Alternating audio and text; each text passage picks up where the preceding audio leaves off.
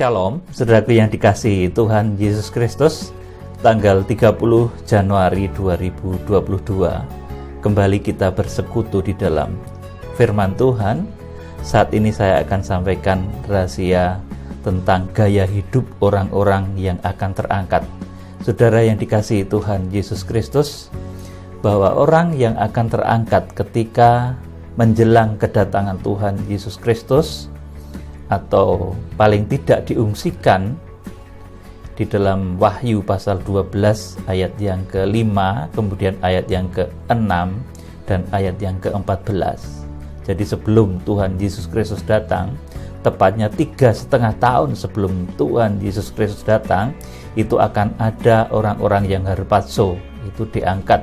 Kemudian ada juga orang-orang yang diungsikan Theogo ke satu tempat yang disiapkan oleh Tuhan selama 1260 hari. Saudara, orang-orang yang akan diselamatkan Tuhan dari bahaya masa antikris ini, saudaraku, jadi orang yang diangkat maupun yang diungsikan itu orang-orang yang diselamatkan Tuhan dari masa antikris. Kalau dahulu orang-orang diselamatkan Tuhan dari bencana air bah pada zaman Nuh. Saudaraku, di akhir zaman Tuhan akan menyelamatkan umatnya ini dari bahaya antikris. Dan nanti orang-orang yang tidak terukur memenuhi standar kualitas yang ditetapkan oleh Tuhan, seperti Wahyu pasal 11 ayat 1 dan 2, nanti akan tertinggal. Itulah orang-orang kudus yang tertinggal. Jadi meskipun tertinggal, mereka orang-orang kudus. Saudaraku, maka di Wahyu pasal 17 itu dikatakan perempuan sundal Babel itu, saudaraku, mabuk dengan darah orang-orang kudus. Wahyu pasal 17 kalau saudara membaca. Saudara, kita akan menyimak gaya hidup orang-orang yang akan terangkat. Gaya hidup orang-orang yang akan diungsikan oleh Tuhan itu seperti apa? Saudaraku, beberapa poin saya catat dan saya pelajari melalui pergumulan, saudaraku. Saya menemukan hal-hal ini, saudaraku, bahwa orang-orang yang akan terangkat itu orang-orang yang menjadi bait suci. Hari-harinya itu menjadi bait suci.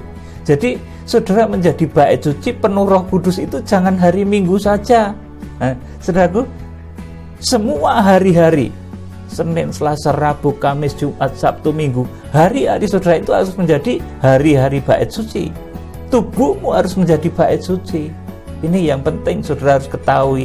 Jadi saudara penuh Roh Kudus itu jangan hari Minggu saja waktu kebaktian. Kemudian saudara berbicara dalam bahasa roh, saudaraku, hari Minggu saja penuh. Saudara, kemudian Seninnya karena bergaul dengan dunia, kemudian saudara kehilangan urapan lagi. Saudaraku, Tuhan tidak menghendaki hal sedemikian, melainkan Tuhan menghendaki saudara itu continue. Roh Kudus itu tetap ada dalam hidup saudara. Ini yang sangat penting, ciri dari orang-orang yang akan diungsikan minimal, saudaraku. Dan nanti ada pula yang akan diangkat atau harpazo, saudaraku. Kemudian ini pertama, gaya hidup orang yang akan terangkat ini, mereka orang-orang yang diangkat, orang-orang yang akan diungsikan itu mereka penuh kemuliaan. Tetapi sekalipun mereka penuh dengan kemuliaan, mereka tidak terikat pada hawa nafsu daging dan keinginan duniawi. Saudara, jadi orang yang akan masuk dalam kegerakan kitab Wahyu ini akan dilengkapi oleh Tuhan dengan 7 perkara besar, 7 kemuliaan besar, kuasa, hikmat, kekayaan, hormat. Wahyu pasal 5 ayat 12 itu, saudaraku, akan dilengkapkan kepada saudara, diberikan kepada saudara. Apa yang menjadi haknya mempelai pria itu akan dilimpahkan kepada saudara. Tetapi meskipun saudara itu penuh kemuliaan, karena orang yang masuk dalam kegerakan kitab Wahyu, baik hamba-hamba Tuhan maupun jemaat, itu nanti diberikan janji oleh Tuhan mereka akan dipenuhi kemuliaan. Tetapi meskipun mereka dipenuhi kemuliaan, mereka tidak menjadi terikat pada hawa nafsu daging dan keinginan duniawi. Saudara, beberapa hari saya menyaksikan orang-orang yang sangat diberkati oleh Tuhan. Saudaraku, secara materi mereka diberkati, secara rohani mereka takut akan Tuhan, mengerti berkorban. Saudara, ini luar biasa. Ini karakter orang-orang yang ketika Tuhan Yesus Kristus nanti akan datang, saudaraku, mereka akan harpazo, mereka akan diungsikan. Itu mereka orang-orang yang penuh kemuliaan, tetapi sekalipun penuh kemuliaan, penuh berkat, saudaraku, dimuliakan dengan hikmat, dengan kuasa, dengan kekayaan yang melimpah, tetapi mereka tidak terikat dengan semuanya itu. Mereka tidak terikat pada hawa nafsu daging dan keinginan duniawi. Ini yang pertama. Jadi orang yang masuk dalam kegerakan kitab Wahyu dipersiapkan menjadi orang-orang yang terangkat. Itu akan dilimpahi dengan 7 kemuliaan.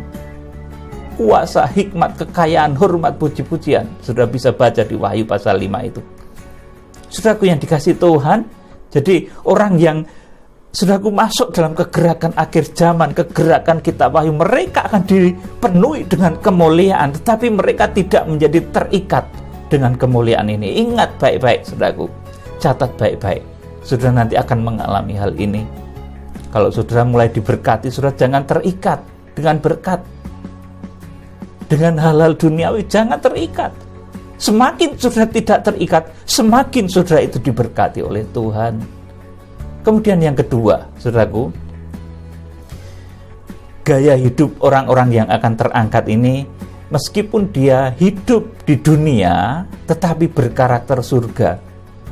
Saudaraku, ini seperti apa, saudaraku? Kita hidup di dunia, otomatis telinga kita itu juga terbuka, dan kita otomatis juga mendengar segala sesuatu yang ada di dunia ini. Baik itu musik-musik duniawi, musik dangdut, kemudian musik poco-poco, kemudian musik apalagi banyak, saudaraku. Jadi jangan mentang-mentang saudara ini manusia rohani, tetapi kemudian ketika ada lagu dangdut saudara tutup telinga, ketika ada lagu campur sari saudara tutup telinga. Saudara, ya biar, saudaraku, kita memang masih hidup di dunia, tetapi kita harus berkarakter surga. Apapun yang kita dengar, lagu-lagu yang kita dengar, tidak apa-apa, saudaraku.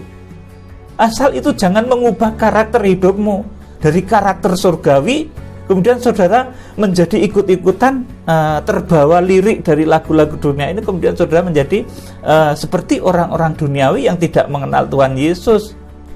Saudara, jadi saudara tidak apa-apa. Di mobil saudara ada musik dangdut, ada musik campur sari, ada musik berbagai macam aliran musik, ada musik rock, saudara, tidak apa-apa. Lah memang kita hidup di dunia, kita juga masih mendengar suara-suara dari dunia ini, tetapi itu jangan mempengaruhi hidupmu, saudaraku. Jadi saudara tidak apa-apa ya, mendengar musik dunia itu tidak apa-apa. Mendengar musik dangdut bagus, campur sari bagus, apalagi saudara kalau seorang seniman yang diberikan karunia oleh Tuhan untuk menggubah lagu-lagu, saudaraku, lagu-lagu rohani, nanti saudara bisa bikin cantik luar biasa dengan pengetahuan hikmat saudara, saudaraku, yang luar biasa itu, saudaraku. Jadi kita hidup di dunia tetapi tetap berkarakter surga. Boleh mendengar musik duniawi, bersukacita menikmati anugerah Tuhan di bumi ini. Saudaraku, boleh menikmati anugerah Tuhan di bumi ini dengan penuh ucapan syukur dan tidak menjadi terikat oleh keindahan bumi ini. Ini yang kedua. Kemudian yang ketiga, gaya hidup orang-orang yang akan terangkat itu mereka akrab dengan Tuhan dan mencintai Tuhan. Jadi Tuhan itu merupakan sesuatu yang kita butuhkan, kita perlu Tuhan, kita cinta Tuhan. Kalau kita mendatang kepada Tuhan itu karena cinta, bukan karena saudara saya perintah, bukan karena saudara saya suruh, ayo datang kita harus berkumpul begini, saudaraku. Kalau sudah datang kepada Tuhan itu bukan karena perintah, tapi karena sudah cinta kepada Tuhan. Ini karakter mempelai. Sudah yang dikasih Tuhan. Jadi yang ketiga ini hidup akrab dengan Tuhan, memiliki rasa cinta, ingin dekat dengan Tuhan mempelai pria kita. Saudaraku, ini yang ketiga dari gaya hidup orang-orang yang akan terangkat. Kemudian yang keempat, saudaraku, dari gaya hidup orang-orang yang akan terangkat ini adalah memiliki hati yang peduli terhadap pelayanan, terhadap mezbah Tuhan, dan juga hati yang mudah tersentuh untuk menolong dan memberkati sesama. Saudara, kalau saudara ini menjadi orang-orang yang ingin terangkat, rohani saudara terukur, saudara hendaknya menjadi orang-orang yang peduli terhadap mezbah Tuhan pertama. Ini yang vertikal, saudaraku. Kemudian yang horizontal, saudara juga harus memiliki hati yang mudah tersentuh untuk menolong orang-orang yang seharusnya kita tolong dan memberkati sesama. Saudaraku, jadi di dalam kasih, saudaraku, pertumbuhan kasih yang semakin tinggi, orang-orang yang memiliki iman sebagai mempelai, itu saudaraku, dia akan memiliki hati yang sangat peduli terhadap mezbah Tuhan, terhadap pelayanan. Saudaraku, tidak membiarkan pelayanan terbengkalai. Saudaraku, mengerti menghidupi api mezbah. Saudaraku, akhirnya pelayanan bisa berjalan secara luar biasa dan nanti akan menjangkau seluruh penjuru bumi. Saudara, ini yang keempat. Jadi gaya hidup orang-orang yang akan terangkat, minimal diungsikan ini, saudaraku, ini mereka memiliki hati yang sangat peduli terhadap mezbah Tuhan, terhadap pelayanan, dan juga hati yang mudah tersentuh untuk menolong dan memberkati sesama. Saudaraku, dengan keberadaan saya saja, saudaraku, saya ini kalau melihat seseorang yang memang roh Tuhan berkata kepada saya, berkati dia, saudaraku, saya akan berkati, saya akan berbagi, saudaraku. Dengan keberadaan saya yang tentunya serba terbatas, saudara, ini karakter mempelai yang harus mulai kita miliki saat ini. Kemudian yang kelima, ini yang menjadi tanda kalau orang itu nanti sudah berhasil memiliki karakter mempelai itu, saudaraku, gaya hidupnya ini, mulut dan perkataannya adalah benar-benar terjaga. Jadi orang-orang yang bisa menjaga mulut, tidak sedikit-sedikit mencaci, sedikit-sedikit itu mencemooh orang, menghina orang, saudaraku, menyepelekan orang, merendahkan orang, saudaraku, atau mungkin memfitnah orang, kasak kusuk, saudaraku. Jadi mulut dari orang-orang yang akan terangkat itu sangat terjaga, tidak mengatakan hal-hal yang kotor, yang najis, umpatan, hujatan, saudaraku. Seperti kemarin saya sampaikan, orang itu kalau hatinya sudah dikuasai oleh roh jahat, itu siapa-siapa dihujat, pemerintah dihujat, kawan sendiri dihujat, saudaraku. Tuhan yang di surga itu dihujat, bahkan Tuhan Yesus itu juga dihujat. Itu kalau orang sudah dikuasai oleh roh jahat, itu dari mulutnya akan keluar hujatan, kata-kata kotor, saudaraku. Jadi orang-orang yang mulutnya itu kotor itu bisa dipastikan, saudaraku, sudah bisa dipastikan mereka nggak akan ikut dalam masa pengungsian atau bahkan pengangkatan. Ini sangat tidak mungkin. Saudara, kita akan membaca Wahyu pasal 12 ayat 1 dan 2 ini sudah bolak-balik kita baca, tetapi selalu ada rahasia yang luar biasa di dalamnya. Wahyu pasal 12 ayat 1 dan 2 ini karakter dari gereja akhir zaman. Gereja itu terdiri dari, saudaraku, tingkatannya ruang Maha Kudus, ruang kudus, dan pelataran. Jadi ini, saudaraku, gambaran gereja akhir zaman. Wahyu pasal 12 ayat 1 dan 2. Maka tampaklah suatu tanda besar di langit, seorang perempuan berselubungkan matahari dengan bulan di bawah kakinya, dan sebuah mahkota dari 12 bintang di atas kepalanya. Amin. Saudaraku, jadi yang saya sorot kali ini adalah bahwa wanita ini atau gereja akhir zaman ini berselubungkan pakaian matahari, bulan, dan bintang. Artinya semuanya ini produknya Tuhan, saudaraku. Jadi ini apa artinya, saudaraku? Mempelai itu, saudaraku, orang yang hidupnya betul-betul bergantung sepenuhnya kepada Tuhan, bergantung sepenuhnya kepada mempelai pria surga, saudara. Karena dengan demikian nanti orang-orang yang sepenuhnya bergantung kepada Tuhan itu akan dilimpahi dengan kemuliaan matahari, bulan, dan bintang.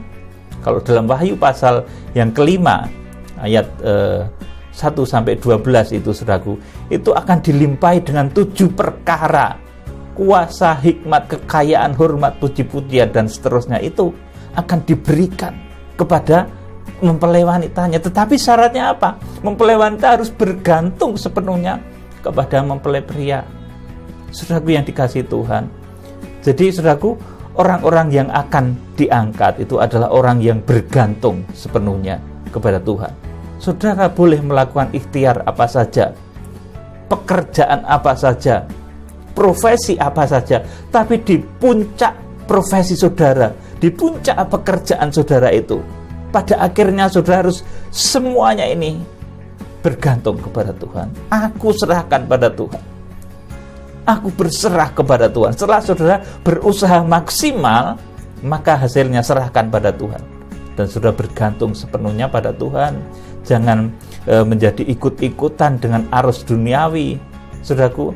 Kalau saudara mengejar kekayaan dengan cara-cara duniawi, saudara nggak akan dapat mungkin, saudaraku, sesaat, tetapi saudara nanti belakangnya akan mendapatkan kesulitan yang luar biasa. Tetapi kalau saudara memohon hikmat kuasa dari Tuhan, maka kelimpahan itu akan diberikan pada saudara dengan caranya Tuhan tentunya. Dan kalau saudara diberkati dengan kekayaan, dengan hikmat yang asalnya itu dari Tuhan, itu akan menimbulkan damai sejahtera. Harta yang saudara terima juga akan membuat saudara itu damai sejahtera, bisa memuliakan Tuhan. Harta yang saudara terima itu juga akhirnya akan menginspirasi saudara untuk berbuat bagi Tuhan. Ini harta yang benar, saudaraku. Harta yang benar, saudara akan dipercaya dengan kuasa, hikmat, kekayaan. Kekayaan yang benar ini nanti akan mengilhami saudara untuk memuliakan Tuhan. Tetapi kekayaan yang keliru itu puncaknya nanti akan disusupi oleh iblis. Harta itu akan disusupi oleh iblis, sehingga dikatakan dalam Wahyu pasal yang ke-13 itu, maka patung berhala itu berbicara sedemikian rupa. Duit berbicara. Saudaraku, kalau saudara melihat duit mungkin 50.000, saudaraku, itu bicaranya belum banyak, saudaraku. Masih mengajak saudara, ayo kita beli bakso, saudaraku. Saudara mulai pegang 100.000, keinginan saudara sudah jadi beda. Saudara pegang uang 1 juta, beda lagi keinginan saudara. Saudara pegang uang 100 juta, sudah menjadi beda. Karena kalau saudara tidak memiliki kekayaan yang benar di hadirat Tuhan, itu kekayaan itu akan berbisik kepada saudara untuk mengajak saudara kepada sesuatu yang tidak benar. Maka patung itu akan berbicara sedemikian rupa, sehingga barang siapa yang tidak menyembah patung itu akan dibunuh. Itu berhala akhir zaman, saudaraku. Saya kasih tahu, uang itu berhala akhir zaman. Tadi saya sampaikan, kalau saudara itu pegang uang 1 juta, itu bisikannya beda. Sudah pegang uang 10 juta, itu bisikannya beda. Ayo beli motor, ayo begini-begini, saudaraku.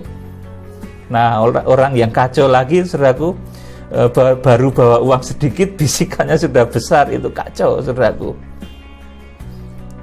Saudaraku, orang yang pegang uang ratusan juta itu bisikannya sudah menjadi beda lagi, saudaraku. Jadi saudaraku, saya kasih tahu rahasia Wahyu pasal 13 itu. Maka saudaraku, patung itu berbicara sedemikian rupa. Uang itu ngomong sama saudara. Yang punya 50.000 yang ngajak beli bakso, punya 100.000 ngajak nonton bioskop, punya 1 juta kalau orang yang gak kuat imannya sudah bisa mengajak kepada perbuatan zina. Saudaraku, ratusan juta. Saudaraku, bisa membuat seseorang menjadi jauh dari Tuhan. Saudara, oleh karena itu, saudara kalau sudah dilengkapi oleh Tuhan dengan kuasa, hikmat, kekayaan, saudara harus mengerti bahwa itu perlengkapan dari Tuhan Yesus Kristus yang harus mengilhami saudara untuk memuliakan Tuhan. Ini luar biasa dahsyatnya, saudaraku. Dan saya melihat saat ini banyak orang yang seperti itu, saudaraku. Orang-orang kaya yang hatinya itu, saudaraku, digerakkan oleh Tuhan sedemikian rupa, mereka mengerti bahwa kekayaan itu datangnya dari Tuhan, akhirnya bisa memuliakan Tuhan dengan hartanya, dengan kekayaannya, saudaraku, dengan apa yang dimilikinya, dengan hikmat yang diperolehnya. Saudaraku, sekarang ini sudah mulai banyak yang seperti ini, dan inilah orang-orang pilihan, saudaraku, luar biasa. Saya melihat ketika saya berdoa di Bogor kemarin, saudaraku, satu penglihatan orang-orang yang diberkati oleh Tuhan, saudaraku, itu mereka sudah memiliki satu kerinduan, kecintaan kepada Tuhan, bahwa apa yang mereka miliki itu semua dari Tuhan. Segala sesuatu mengilhami untuk berbuat baik. Sudah yang dikasih Tuhan Yesus Kristus. Jadi Wahyu pasal 12 ayat 1 ini tampak tanda besar di langit, seorang perempuan berselubungkan matahari dengan bulan di bawah kakinya dan sebuah mahkota dari 12 bintang di atas kepalanya. Ini orang-orang akhir zaman, saudaraku, jemaat-jemaat akhir zaman yang diberkati luar biasa. Kemuliaannya cemerlang laksana matahari, bulan, dan bintang, tetapi tidak terikat oleh semuanya itu. Saudaraku, semua yang diberikan oleh Tuhan mengilhami dia untuk berbuat baik, benar, dan kudus. Beda kalau orang-orang yang di luar Tuhan, mereka memiliki harta kemuliaan, akan mengilhami mereka untuk menciptakan kekacauan bagi dunia ini. Saudaraku, ini harus dipahami baik-baik. Saudara melihat apa yang terjadi di dunia ini, mengenai berbagai hal itu kadang diciptakan bukan oleh orang miskin, tapi oleh orang kaya yang tidak mengerti firman Tuhan, atau sengaja ingin, saudaraku, melawan firman Tuhan, kemudian menciptakan satu yang tidak baik, yang membuat masyarakat resah dan lain sebagainya. Oleh karena itu, di sini saya sampaikan, kalau saudara jemaat yang dikasihi Tuhan rindu untuk terangkat, diungsikan saat Tuhan Yesus Kristus datang, saudara akan dimuliakan oleh Tuhan dengan kecemerlangan surga, dengan hikmat kekayaan surga. Tapi itu tidak akan mengikat saudara. Saudara akan memerintahkan berkat itu untuk kemuliaan Tuhan, dan saudara akan semakin diberkati. Nah, kemudian kita akan membaca ayat yang kedua dari Wahyu pasal 12. Ia sedang mengandung dan dalam keluhan dan penderitaan hendak melahirkan, ia berteriak kesakitan. Amin. Saudaraku, yang kedua ini wanita yang mau melahirkan firman. Kalau dalam Wahyu pasal 12 ini nanti akan melahirkan jemaat-jemaat sempurna. Jadi saudaraku, Wahyu pasal 12 ayat 1 dan 2 ini menggambarkan gereja dari berbagai bangsa, suku, bahasa yang bersatu dan akan melahirkan jemaat-jemaat yang sempurna. Ini nanti prosesnya begitu berat, saudaraku, sehingga dikatakan seperti seorang yang hendak melahirkan, ia berteriak kesakitan. Jadi kalau wanita itu, saudaraku, mau melahirkan, saudaraku, itu berteriak, ya saudaraku, bukan ngomel, malah cerewet. Mau melahirkan bayi, ngomel, cerewet, saudaraku, omongannya macam, cuma berteriak.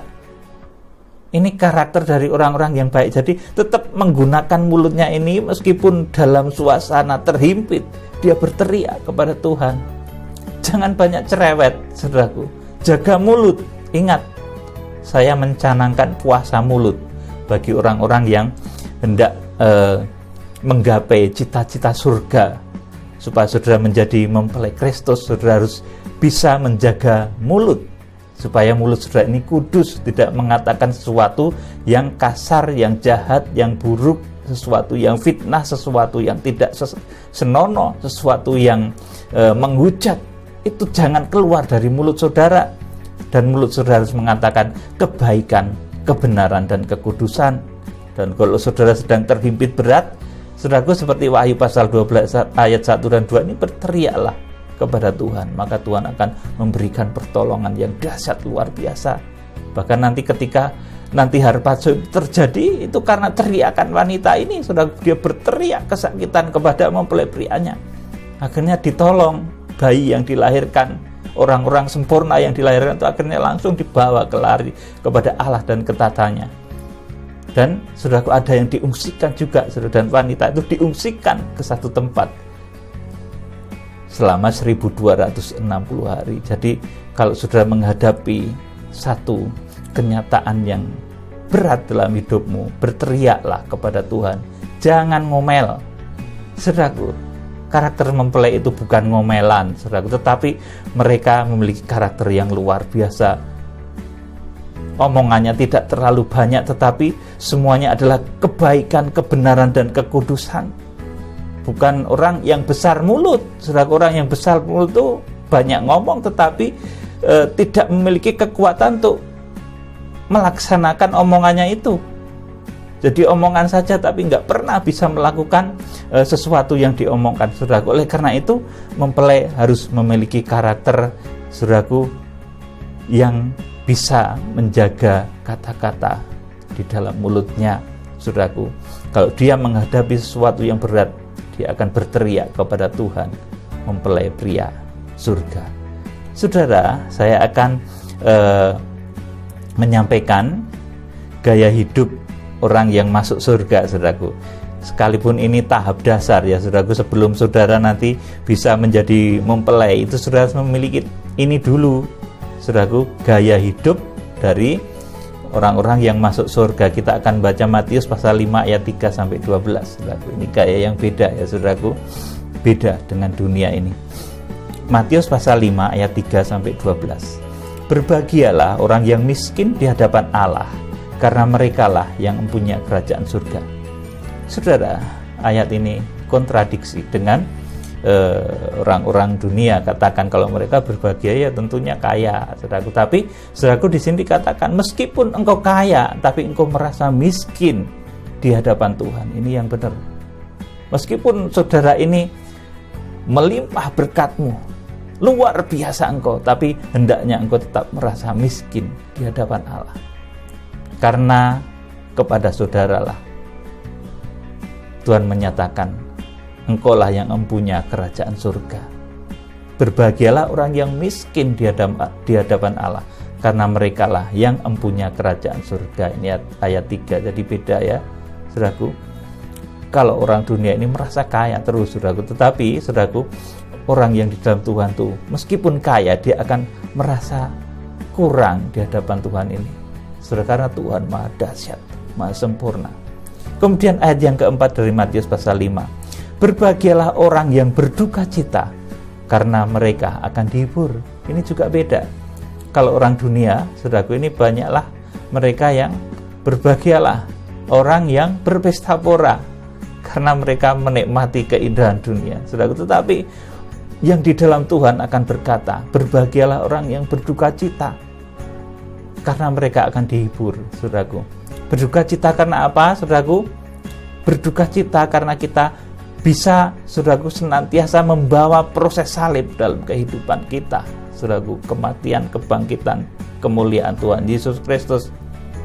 Dan kepada orang yang bisa mengikuti proses salib akan diberikan penghibur, yaitu Roh Kudus. Di sini dikatakan, berbahagialah orang yang berduka cita, karena mereka akan dihibur.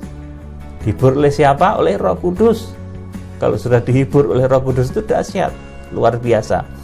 Kemudian ayat yang ke-5 dari Matius pasal 5. Berbahagialah orang yang lemah lembut, karena mereka akan memiliki bumi. Nah, ini perhatikan. Berbahagialah orang yang lemah lembut.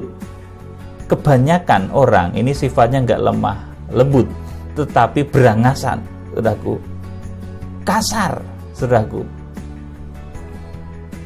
Ini kebanyakan sifat manusia, sifat duniawi. Di jalan itu orang yang kasar banyak sekali, saudaraku. Di mana-mana tuh banyak sekali. Di sini ada janji Tuhan tersembunyi. Berbahagialah orang yang lemah lembut, karena mereka akan memiliki bumi. Ini satu janji pada saudara. Yang saat ini mungkin saudara rindu punya rumah, saudara belum punya rumah, saudara belum memiliki bumi, saudara belum memiliki tanah untuk saudara hidup layak. Mungkin selama ini saudara tidak bersikap lemah lembut, saudara berangasan, saudara terlalu sombong di hadapan Tuhan. Karena Tuhan janjikan, bumi ini akan diberikan kepada orang yang lemah lembut. Saudara, kalau saudara ingin punya tanah, ingin bisa beli tanah, saudaraku, camkan firman ini, berbahagialah orang lemah lembut, orang yang lemah lembut, karena mereka akan memiliki bumi. Jadi bumi ini akan diberikan kepada orang yang lemah lembut oleh Tuhan, bukan orang yang berangasan. Makanya orang yang berangasan tuh nggak punya rumah rata-rata, saudaraku. Tidak punya rumah itu, saudaraku. Jadi berangasan macam-macam, saudaraku, kasar, saudaraku. Ya pantas, saudaraku, karena firman Tuhan menjanjikan, berbahagialah orang yang lemah lembut, karena mereka akan memiliki bumi. Nah, kalau saudara ingin diberkati oleh Tuhan dengan memiliki bumi, saudara harus memiliki sifat yang lemah lembut. Sifat kasarmu hilangkan, maka saudara akan diberi bumi oleh Tuhan. Saudara, kemudian ayat yang ke-6, berbahagialah orang yang lapar dan haus akan kebenaran, karena mereka akan dipuaskan. Saudaraku, ini juga beda. Kalau orang duniawi yang tidak mengenal Tuhan, atau bahkan yang kenal Tuhan sekalipun, saudaraku, ini kadang mereka itu tidak merasa lapar dan haus akan kebenaran, sehingga tidak lagi mau mendengar. Saya itu pernah, saudaraku, mentang-mentang mungkin dia kawan saya ketika sekolah teologi, saudaraku, aku tuh guyu nek krungu khotbahmu. Nah, kamu nek enggak rendah hati, kamu enggak akan paham.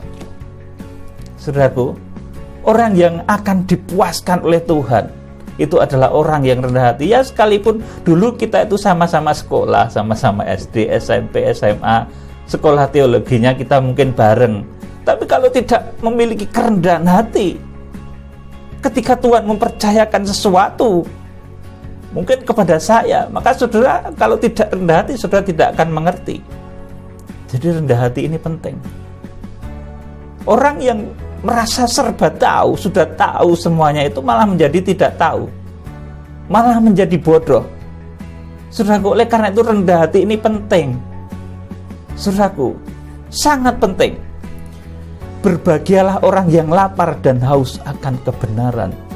Lapar dan haus akan kebenaran. Seperti kemarin saya sampaikan kepada saudara, saya itu kalau mendengar kebenaran, meskipun itu anak kecil, saudaraku, mungkin itu dari mana saja, kalau yang dikatakan itu sesuatu yang benar, saya taat. Itu prinsip saya, saudaraku. Tapi kalau nggak benar, siapapun yang ngomong, saudaraku, saya nggak akan taat. Jadi kalau kepada kebenaran itu hendaknya taat, saudaraku. Meskipun itu dari siapapun, itu dari kawan saudara yang dahulu mungkin akrab sekali sekolahnya sama saudara, mungkin dahulu teman teman sepermainan saudara. Kalau dia dipakai Tuhan untuk menyampaikan kebenaran pada saudara, ya dengarkan, jangan sombong, saudaraku. Karena ketika saudara menjadi sombong, merasa tidak lapar dan tidak haus akan kebenaran, saudara nanti betul-betul tidak ngerti. Jadi kerendahan hati, lapar dan haus akan kebenaran, kepada mereka Tuhan akan memberikan kepuasan. Mereka akan dipuaskan, hidupnya mendapatkan kepuasan, kelegaan. Saudara, kita akan baca kemudian ayat yang ke-7 dari Matius pasal 5. Berbahagialah orang yang murah hatinya, karena mereka akan beroleh. Kemurahan ini juga beda dengan sifat orang duniawi. Kalau orang duniawi itu ya berbahagia orang yang irit, saudaraku, yang tidak sedikit-sedikit uangnya diberikan kepada orang lain, saudaraku. Tetapi sini katakan justru berbahagialah orang yang murah hatinya, karena mereka akan beroleh kemurahan. Saudaraku, saya itu panjang menjadi orang percaya, menjadi hamba Tuhan bahkan. Saudaraku, saya melihat orang yang murah hatinya karena Tuhan itu nggak pernah miskin, saudaraku. Mereka itu bisa setiap hari memberi kepada orang. Dan ketika memberi itu, kekayaan mereka bukan menjadi berkurang, tapi malah bertambah. Ini rahasia dahsyat, rahasia kegerakan, rahasia yang dahulu dirasakan oleh janda Sarfat. Setiap hari memasak dengan tepung dan minyaknya itu yang disabdakan oleh Elia. Tidak berkurang sampai ketika masa kelaparan itu berakhir selama 3,5 tahun waktu itu. Saudaraku, demikian pula saudara di akhir zaman yang mengikuti kegerakan kitab Wahyu. Kalau saudara itu memiliki kemurahan hati, saudara, hati saudara mudah tersentuh untuk melakukan kebaikan. Raja Salomo pun ngomong, saudaraku, ada yang menyebar harta tetapi tidak kekurangan, ada yang ngiritnya pol tetapi selalu sambat-sambat saja, saudaraku. Ini ada. Oleh karena itu saudara harus memiliki kemurahan hati oleh karena Tuhan, karena dengan demikian saudara akan beroleh kemurahan dari Tuhan. Kalau saudara itu murah hati, saudara akan diberi kemurahan oleh Tuhan. Tapi kalau saudara ini pelit, ya saudara tentunya nggak akan mendapat kemurahan dari Tuhan. Berkat juga sulit datang kepada saudara, rezeki juga sulit datang kepada saudara. Saudaraku, ini benar loh saudaraku, bisa dipraktekkan. Orang yang murah hati itu, mereka akan berkelimpahan, mereka akan mendapat kemurahan dari Tuhan. Saudara yang dikasih Tuhan, ini ayat 7. Kemudian ayat yang ke-8. Berbahagialah orang yang suci hatinya, karena mereka akan melihat Allah. Amin. Kebanyakan orang dunia ini enggak menyucikan hatinya. Pokoknya berbuat kotor, berbuat menipu, berbuat cabul, berbuat tidak senonoh, saudaraku. Akhirnya mereka tidak pernah mengenal Tuhan dengan benar. Ya kayaknya alim, saudaraku, tetapi di dalamnya penuh dengan belatung, penuh dengan tipu muslihat. Saudaraku yang dikasihi Tuhan. Kemudian ayat yang ke-9, berbahagialah orang yang membawa damai, karena mereka akan disebut anak-anak Allah. Nah, ini juga sekarang ini mulai terjadi, saudaraku. Sedikit-sedikit orang itu sukanya berkelahi, sedikit-sedikit menantang, saudaraku. Padahal firman Tuhan katakan berbahagialah orang yang membawa damai.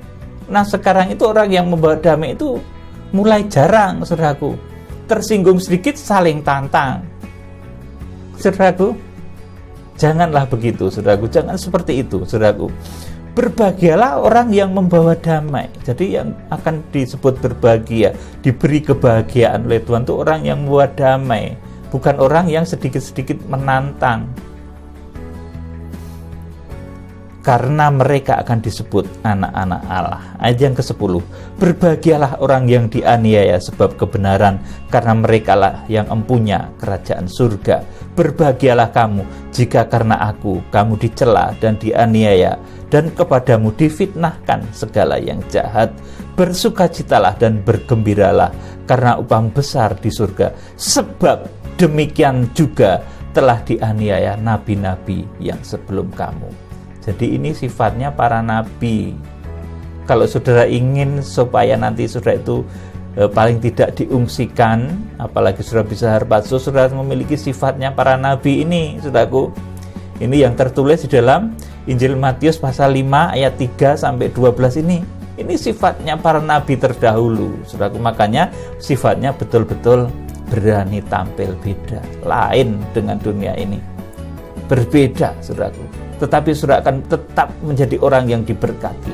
Saudara akan tetap menjadi orang yang berkemenangan. Dan pada akhirnya ketika masa antikris itu nanti melanda bumi, saudara akan peugo, akan diungsikan minimal. Bahkan saudara yang mencapai kesempurnaan akan langsung dibawa lari kepada Allah dan ketahtanya, atau harpazo. Wahyu pasal 12 ayat yang ke-5. Kiranya Tuhan Yesus Kristus, Imam Besar Agung, memberkati saudara.